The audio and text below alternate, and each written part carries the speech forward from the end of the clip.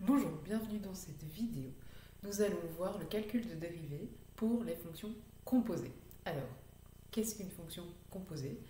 Rappel. Une fonction composée, c'est une fonction qui se compose de deux fonctions qui sont imbriquées l'une dans l'autre.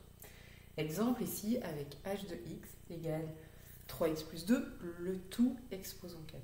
Eh bien, à travers ça, nous pouvons voir deux fonctions. Nous pouvons voir la fonction x exposant 4 dans laquelle on a injecté la petite fonction 3x plus 2.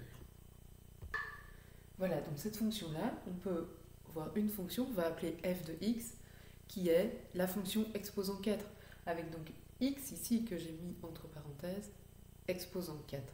Et l'autre fonction que l'on va appeler g. Voilà, notre fonction g, donc celle qui est à l'intérieur, c'est simplement 3x plus 2, donc il n'y a pas l'exposant 4, qui est donc une fonction en elle-même et qu'on appelle g. On peut noter, et la fonction composée se note ici avec un rond vide. On dit f rond g de x, ou alors on peut écrire f de g. Vous voyez, au lieu d'avoir f x, à la place du x, on met le g. On a injecté le g dedans. Pour bien reprendre les étapes, c'est donc f dans g. On a donc f, ici la fonction exposant 4, on a mis un petit x, et en fait on va enlever le x, ceci, et on va y mettre à la place le g. Voilà, on a intégré toute la fonction g, c'est-à-dire que le x qui apparaît dans cette fonction n'existe plus.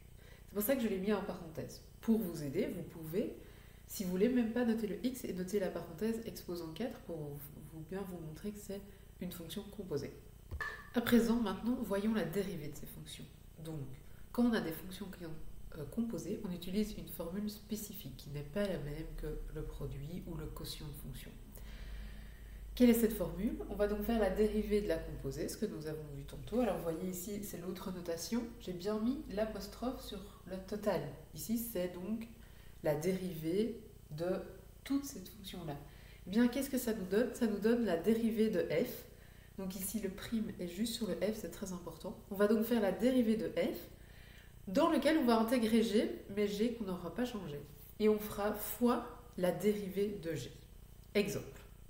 On va calculer la dérivée de notre exemple précédent sur la composée. Première étape, on va bien établir quelle est notre fonction f et notre fonction g. Donc on va reprendre comme le premier exemple. Donc notre fonction f, c'est notre fonction globale qui est l'exposant 4, la fonction exposant 4. Alors que j'ai gardé entre parenthèses et où donc on peut imaginer un x derrière, donc c'est x exposant 4. Et la fonction g, c'est 3x plus 2 qu'on a injecté. Maintenant, on va faire la dérivée de f. La dérivée de f, c'est donc la dérivée de x exposant 4, qui est la formule avec l'exposant 4x exposant 3. 4x exposant 3, où j'ai laissé cette notation avec la parenthèse et notre x dans une autre couleur. Ensuite, la dérivée de g, c'est simplement 3. Et donc maintenant, nous allons appliquer notre formule. Qu'est-ce que ça nous dit? On prend la dérivée de f, c'est-à-dire ici, celle-là. Donc ici, on a pris la dérivée de f, mais qu'est-ce qu'il y a dans notre formule? En fait, on ne doit pas mettre x, mais on doit mettre g de x. Donc on va effacer notre x, et là, on va mettre g de x. Donc on va écrire 3x plus 2. Ensuite, on doit faire fois la dérivée de g, donc ici simplement fois 3. Ce qui nous donne, quand on simplifie, qu'on renote en produit, 12 fois 3x plus 2 au cube.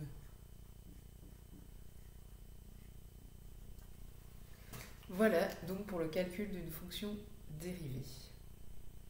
Faisons un deuxième exemple. Nous avons la fonction x carré, racine de x carré plus 3. Alors attention, on ne peut pas simplifier car il y a une somme sous la racine et donc on ne peut pas sortir le x carré. Par contre, on peut voir que c'est une fonction dérivée. Donc quelle est la fonction f? C'est racine de x et la fonction g, c'est x carré plus 3.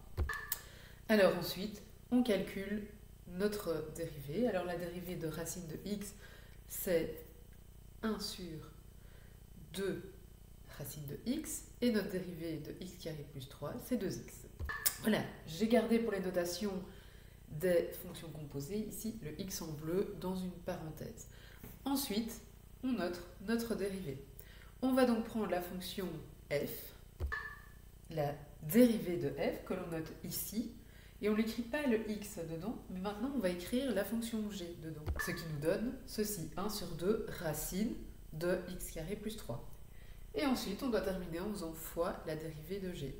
Fois de x, nos 2 se simplifient, hein, et on peut donc écrire, voilà, notre dérivée finale, c'est x divisé par racine de x carré plus 3. Voilà pour le calcul de dérivée des fonctions composées.